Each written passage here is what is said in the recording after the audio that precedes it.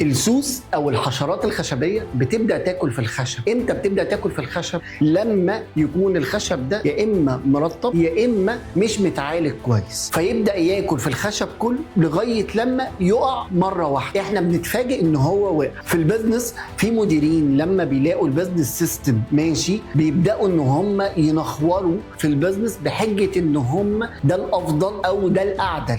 يعني في السيلز مثلا يكون الكوميشن والقاعده بتاعت الكوميشن مثلا واضحه ومظبوطه، يجي برودكت او سيرفيس بيتباع بسهوله، فيبداوا ان هم يقول لك لا المفروض ان الكوميشن بتاع ده اقل لان البراند ليه عامل اكبر ان في بيع المنتج او الخدمه دي. اللي بيحصل ده اسمه بدايه النخوره. فبيبدا التيم بتاع السيلز يتفكك لان هو ما بقاش شايف ان ده عدل او ده اللي هم كانوا متفقين عليه، فبيبدا ان القسم ده يقع وبالتالي من قسم لقسم الدنيا بتقع.